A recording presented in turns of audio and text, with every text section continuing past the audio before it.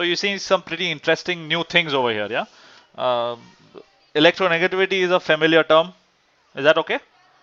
What is electronegativity? Do you guys remember? You can use the chat box from in Join Me. Okay, cool. It's simply just to reiterate, it's the ability of one of the atoms that forms a bond. A bond is formed between two atoms, right? That bond being attracted more towards one atom, the atom that has higher electronegativity. So in this case, there's a scale, right? Now, if right now A has none and B has slightly higher electronegativity, so there's some arrow. Yeah, you see some arrow over here. It points towards B. This is trying to say that most of the electrons are pulled towards B.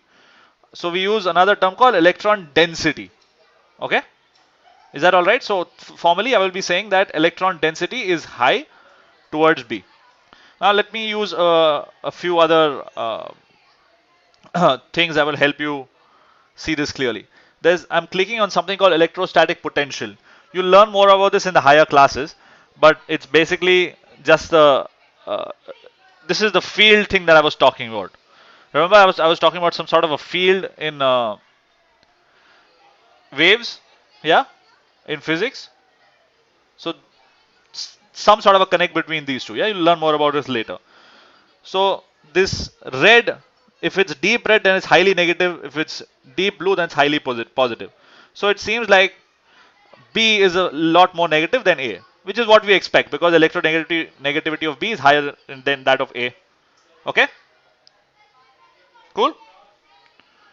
And that arrow is basically something called the polarity indicator. Okay, I'll tell you what that is very soon.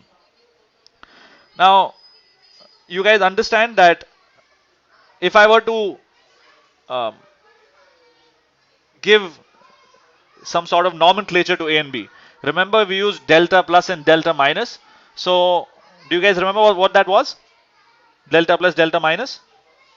Okay. So, can you tell me which of the atoms would have delta plus and which atom would have a delta minus designation? Any idea?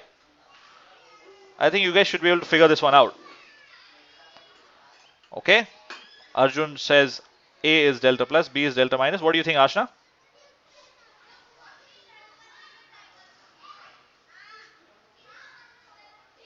Okay, you say the same. Let's see. So when I click on this partial charges thing, yes, what you guys said is absolutely correct. That makes sense. Yeah. Since B has high electronegativity, it attracts a shared pair of electrons toward itself and exerts a greater influence over the shared pair. The interesting thing to say, I mean, the most important thing in this thing, you have to say shared pair. Okay, this is not about individual electrons anymore. Remember, we learned some other terms called electron affinity and ionization, enthalpy, and all of that. That was for single gaseous atom and all of that. This is only for bonded pair of electrons, the ability to pull the bonded pair of electrons towards itself. Okay, I'm talking about the more electronegative element. Okay, so this bond, since it's pulled more towards B, it gets a bit of a polar nature. What do I mean when I say polar? Basically, it's let me define polarity. It's drawn as an arrow. Okay, from the positive side of the bond to the negative side of the bond. The length of the arrow denotes the strength of the polarity. Okay, how strong or how polar the compound is. Does that make sense? Yeah. So, and also obviously the polarity is such that the more electronegative side gets the negative charge. Yeah, that's what this arrow shows. Direction of the arrow. So it's a vector, clearly. It has direction and it has magnitude. Is this clear? This fact that it's a vector will be useful much later on. But since you guys already know what vectors are you able to follow when I say that this is a vector? Okay.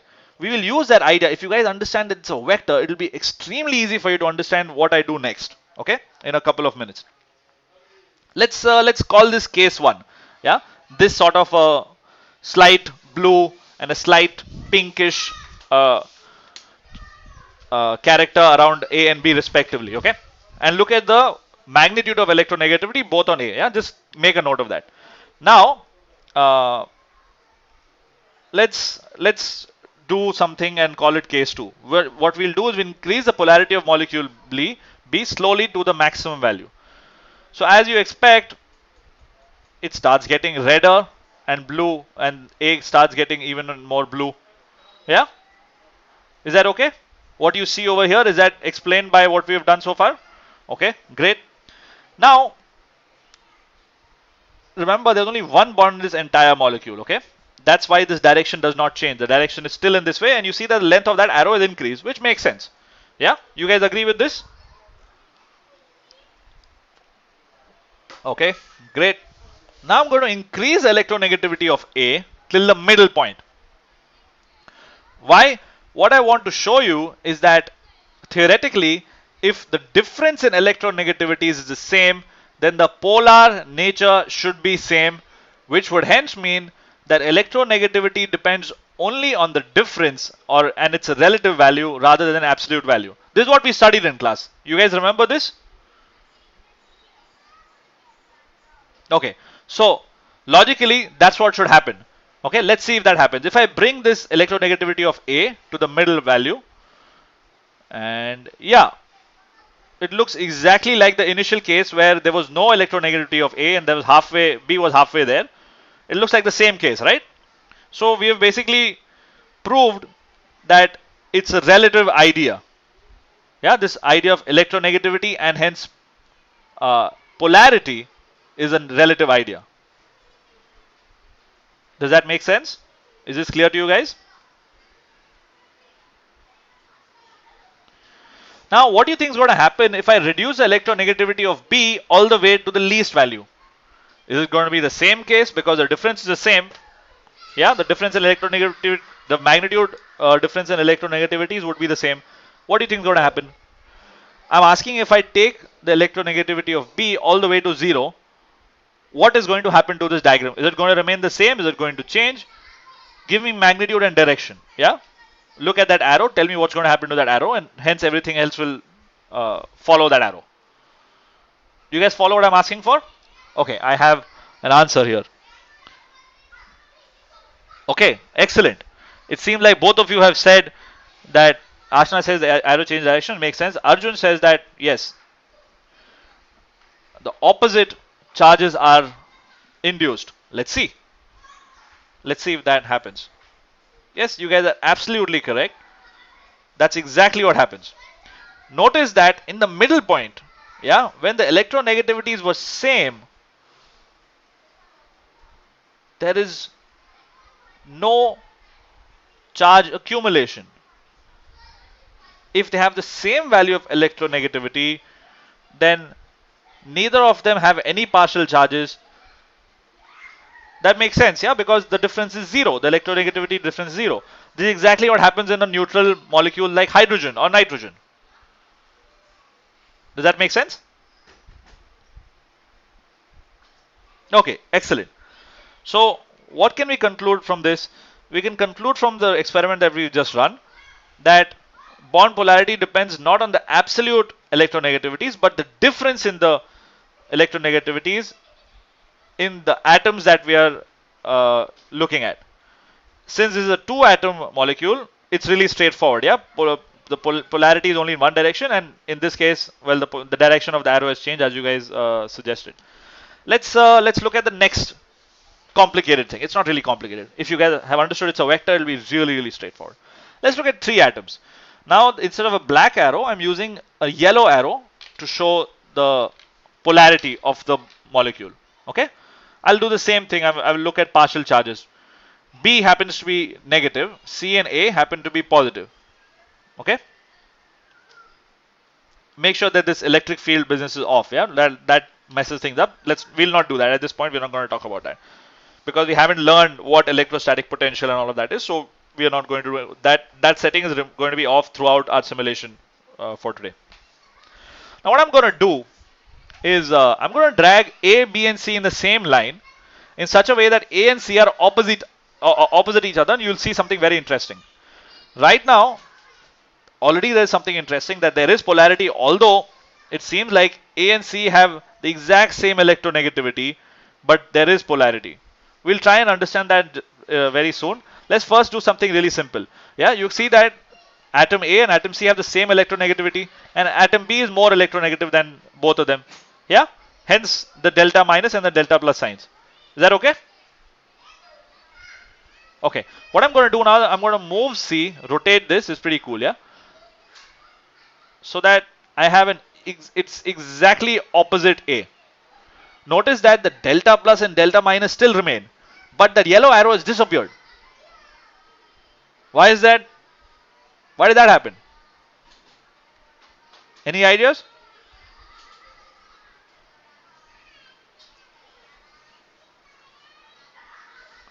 Exactly. The molecule is symmetrical. That's a very nice observation. Um, now, there are two things that go into this picture. One thing is that the electronegativities are the same between B and C. So they have opposite direction. Yeah, polarity. If this is in this way, yeah, this points towards B. A points towards B, and C also points towards B. The polarity. I'm talking about the molecular dipole. Now I'll use a formula term called. I'll use a formal term called dipole. Okay. Remember that the dipole, by definition, it points towards a negative charge, and the length of the arrow determines the strength of the dipole. Okay. So the molecule becomes non-polar because the two arrows point in the opposite directions and are of the same size. Is this clear, guys? If I now increase the electronegativity of A by, say, 3 notches, what do you think is going to happen? I'm going to increase electronegativity of A by 3 notches.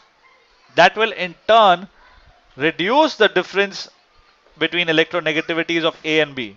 So overall, the bond AB would be less polar than the bond BC. Does that make sense? Let's see. 1, 2, and 3. Right away, you see that the direction is from C to B. Yeah, that's a direction of polarity. Why? Because this arrow, the C to B arrow, is now bigger than the A to B arrow. Hence, there is some polarity, although it's a symmetrical molecule. But the difference in electronegativities is not the same, and hence this molecule is polar. Does that make sense to you guys? So the yellow arrow is basically showing us net molecular polarity. This is just like a tug of war, yeah, where B is a central point and two guys are pulling C and A. Yeah, well, in this case they're pushing, which is a little disorienting because electrons are pulled by B, but assume that it's the other way around, yeah. So it so happens that C is stronger than A, and hence the whole molecule. Good question, Arjun. The yellow arrow points towards delta negative. Okay. It's easy to remember. You see that plus sign, right? The yellow arrow. And if I can show individual bond dipoles. I hope this makes things clearer. If I show you individual bond dipoles, then you can see clearly that this plus sign means it originates from the delta plus, and the arrow goes towards the negative. The bond CB is a lot more polar than bond AB, and hence this direction. The yellow is the net molecular dipole, yeah, or net polarity. Is this clear now, Arjun? Ashna as well. Is this all right? Okay.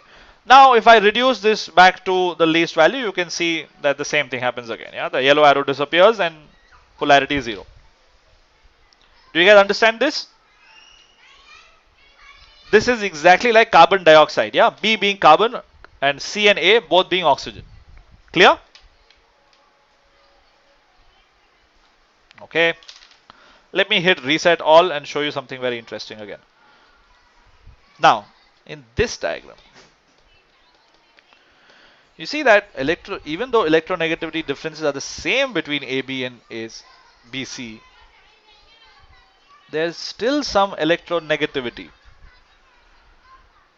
Yeah, overall polarity does exist, even though they are both the same. Why? Because they're not exactly opposite each other due to the bent shape of the molecule. Do you guys understand this? Think about a horse driven cart. Yeah, one horse drawing 2 carts. Does that make sense? Yeah, sort of. I know this is not something you see in real life. Why would one horse? Yes, Ashna, very good. That was what I was going to get to later on. But you figured this out. Great.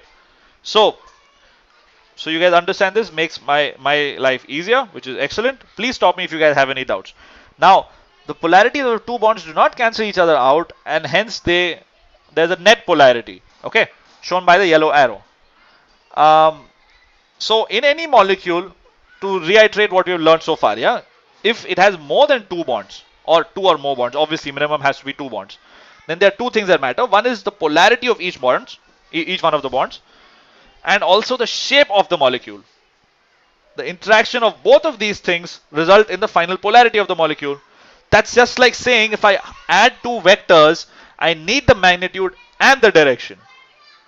Although you have not done vectors in detail, but this is extremely important. Even when you do vectors, you cannot add, like you add 2 and 2 and you get 4. If you add two different vectors, you have to add their magnitude separately and their direction separately. Does that make sense? That's what we are doing here, and hence this has a net dipole moment or molecular dipole or polarity. Now let's look at some real molecules. You've already figured most of these out, but let's do this anyway. Let's make sure that all of these things are checked. Yeah, bond dipoles, molecular dipole, and what else? What else? Yeah, let's also have the electrostatic potential. Yeah, so that you know which ones attracting the molecules. You can see a faint yellow arrow that depicts overall electronegative, overall polarity. Yeah, that is in tandem with this cloud, electron cloud that you see, and clearly F attracts a lot more electrons than hydrogen in HF. Yeah, and the individual bond length is same as the net polarity because there's only one bond in it. There's only two atoms. Is HF clear to you guys? Let's look at some simpler ones. Already told you, hydrogen clearly will have no polarity. It's a simple bond. Both atoms are same, have the same electronegativity. Yeah? Can I move on? Is this clear? Now this is interesting. This polarity plays a very big part in physical properties of any substance. Hydrogen being non-polar has a very, very low boiling point. Very low. Same with nitrogen. Although it has a triple bond, which is a lot stronger than the single bond between hydrogen atoms, it still has a very low boiling point. Remember, boiling point depends on how strong the intramolecular bonds are. Because in boiling, I am not breaking the N and N bonds. Yeah, if there's some sort of attraction between two molecules of N2, I'm breaking that attraction. That's what boiling means. Is this clear? Yeah. So obviously there will be no attraction between two nitrogen molecules because there is no polarity. Which means to say if there is polarities. Yeah, sure. Are you going to come back, Arjun? I could wait a minute if you're going to come back. Okay, cool. Any questions so far, guys?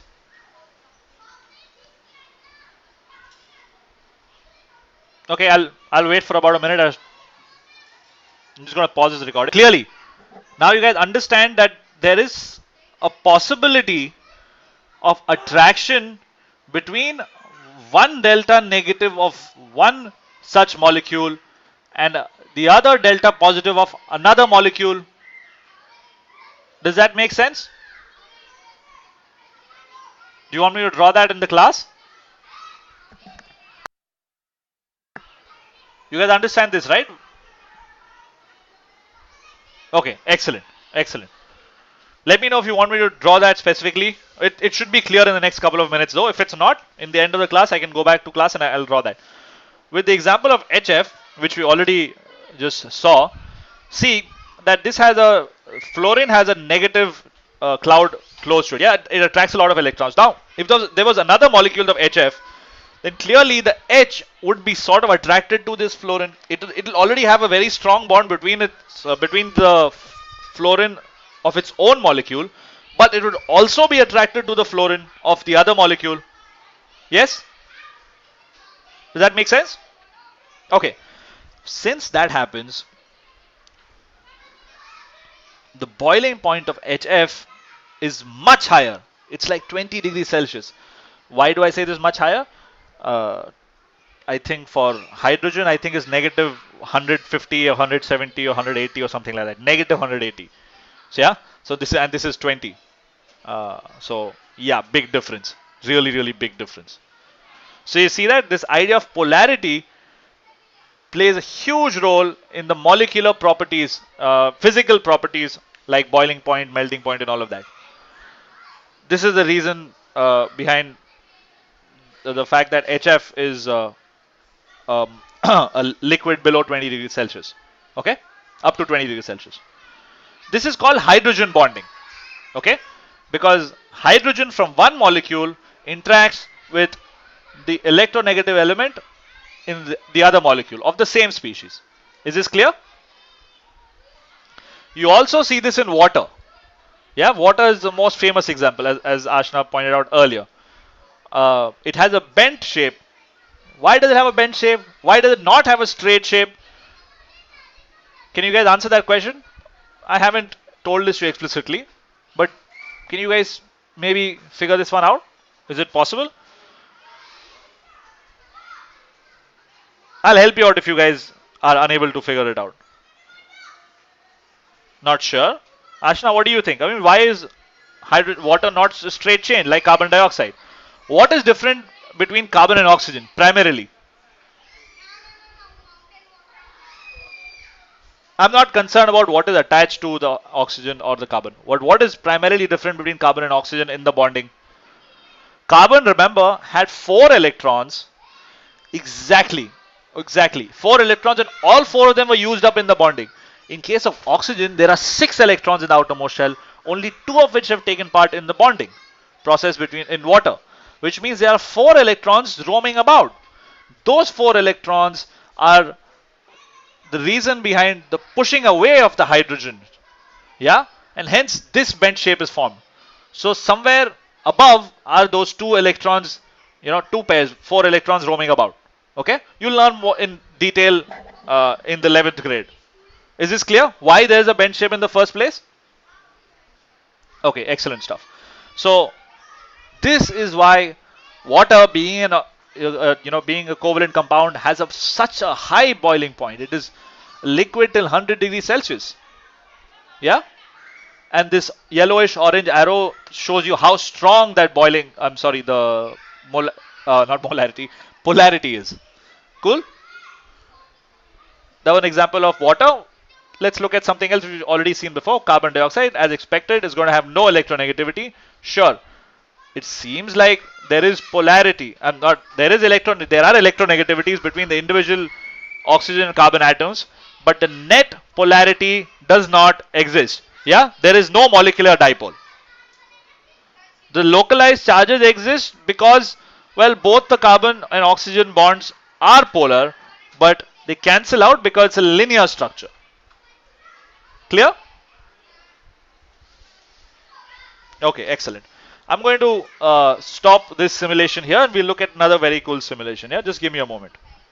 Excellent. So you guys have figured out that in this solution, I'm going to make a salt solution, as you guys said. So I can increase the water. There's an outlet and inlet flow. Yeah, just like the fluids lab. I can also evaporate this water. At this point, I'm going to make sure that there's 1 liter, just for the sake of convenience, yeah, convection or whatever.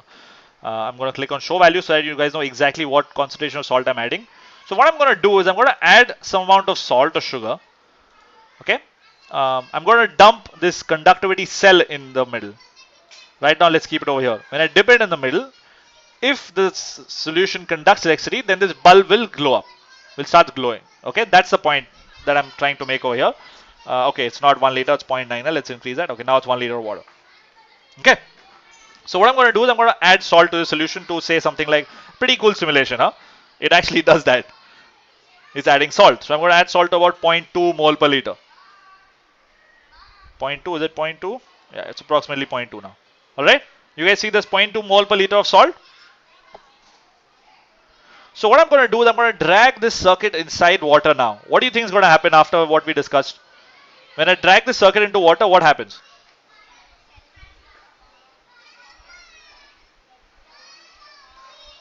Guys? The light bulb glows. Let's see. You see those small thingies around the bulb? That's the length of the arrow shows that is proportional to the brightness of the bulb. So now that I've added some salt, the bulb it starts glowing. Yeah, that's what those lines mean. To reiterate, the point is that since salt dissociates in water into its ions, those ions are free to move around, and these cells, these two electrodes which are connected to the cell, they have their charges, positive and negative charges respectively, accumulate over there, which then attract the positive and the negative ions, and hence the current flows through the solution in the form of ions, moving ions. Remember, movement of any charge is current. In the outside circuit, electrons flow. In the inside circuit, the ions flow. That's what's happening inside. Is that clear? So this bulb glowing obviously means that circuit is complete, and my explanation that I gave you should be correct. Now if I increase the salt concentration, what do you think is going to happen? Is anything going to happen? Is it going to remain the same? What's your verdict?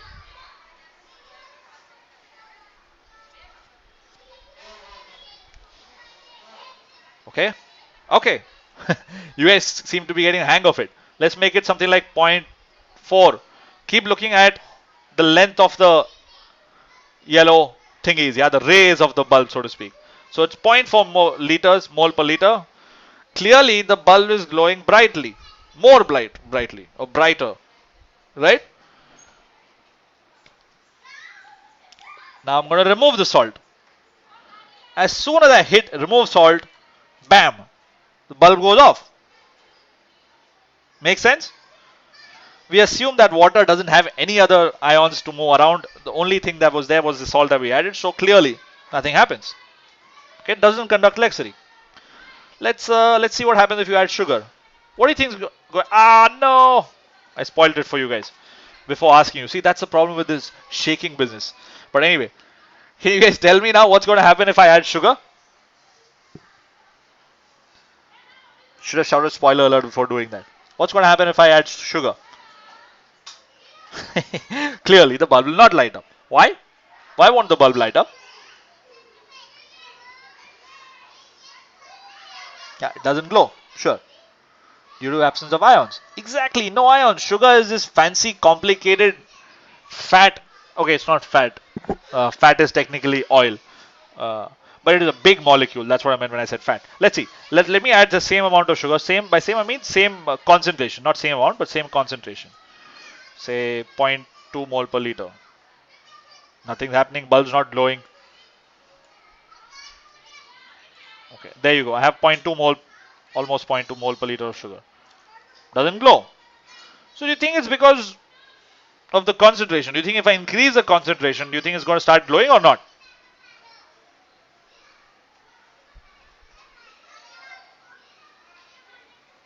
No? Okay, let's see. I'm going to keep increasing the concentration.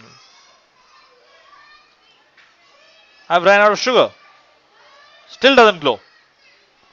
Okay, so you guys were right, no ions. Let's see what happens in the microscopic point of view, in the micro tab of this simulation. Now, I'm going to shake some salt, and we're going to see that when the salt is outside water, it has solid thingies.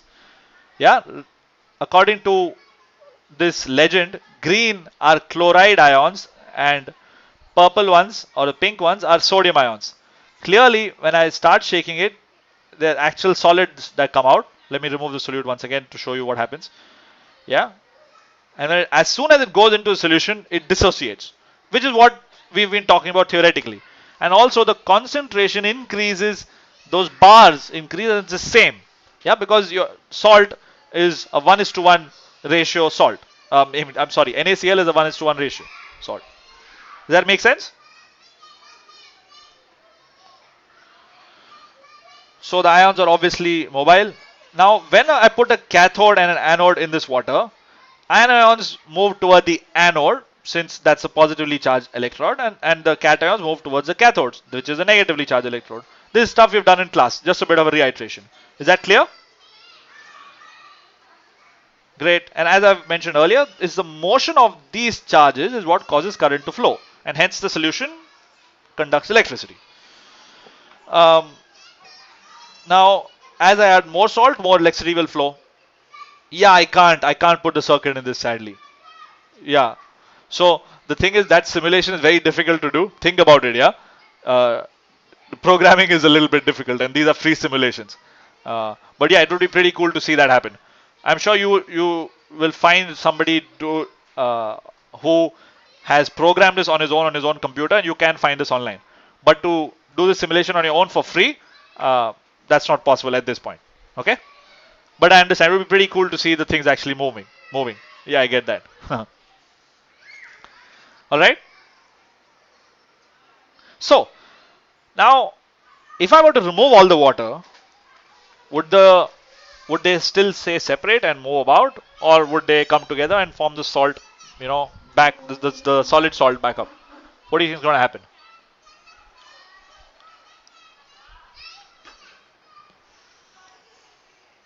Crystallize, fancy word.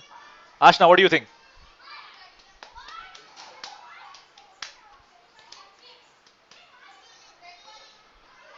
Ashna, are you there? Salt remains. Okay, let's see. Let us evaporate the water. Clearly, as I evaporate the water, the place for the movement of these ions reduces, which means in effect that they come closer together. As they keep coming closer together, finally, as you have correctly said, it crystallizes or it comes together. Salt forms again. Okay?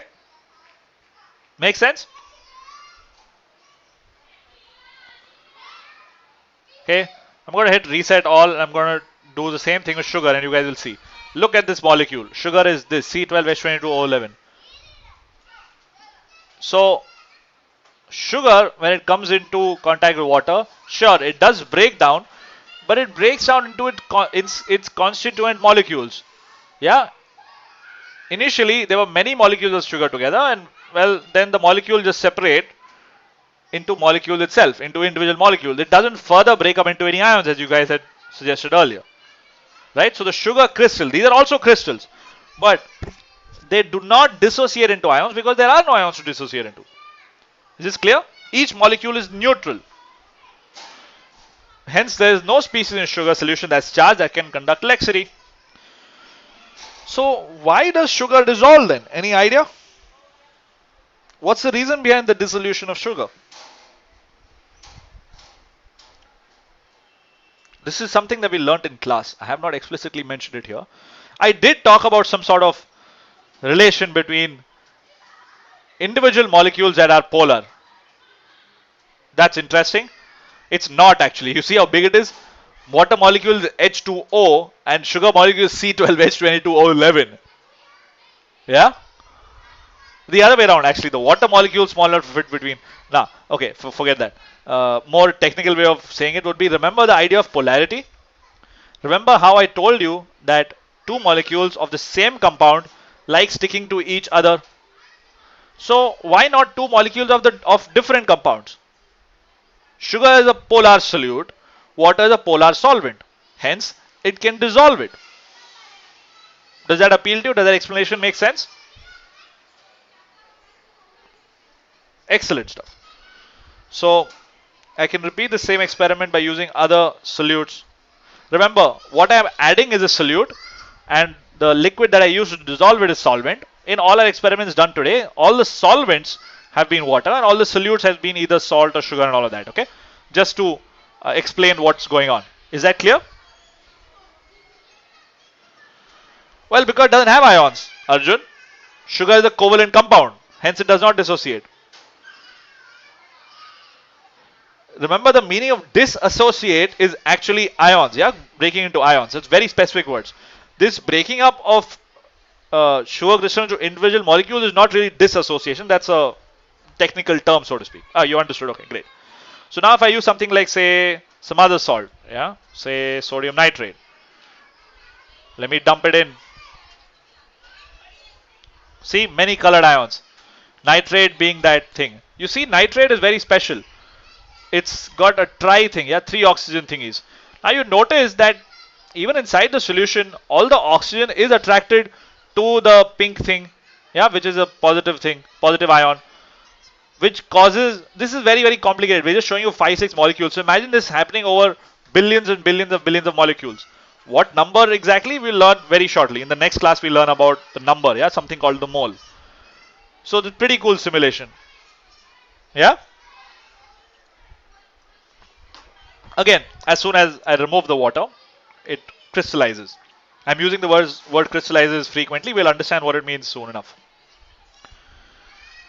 There you go. Back to the initial salt.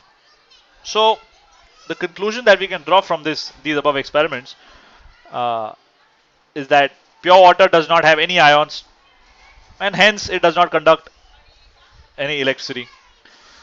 So, well, and also actually pure water is very, very difficult to get. Yeah, you get some very fancy equipment. There's a company called Millipore that makes these filters, which are called ultra filtration techniques. Many fancy things. These days, people are talking about those terms loosely. They talk about RO water and all of that, UV filtered water. So similar techniques are used on an industrial scale to make some very, very pure water. In some scientific studies, you need extremely pure water. So if I were to ask you this question, how would I figure out the purity of water using what we have learned so far? Can you guys tell me? Is there any way from what we have learned today, if we have learned polarity, we have learned all this business of conduction of electricity, can you guys tell me how would I figure out if water is pure or not? Nothing else, I just have water in front of me. I have some apparatus. Can you tell me what apparatus would I use to figure out the purity of water? Any ideas?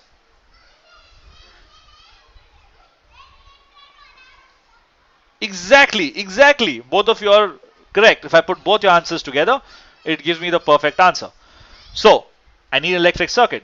Yeah, or basically I measure something called the conductance of water. If there is something, yeah, if it conducts very little electricity, it's very pure. The lesser electricity that it conducts, is the purer it is.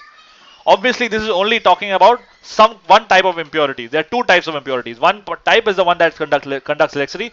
The other type is the one that does not conduct electricity.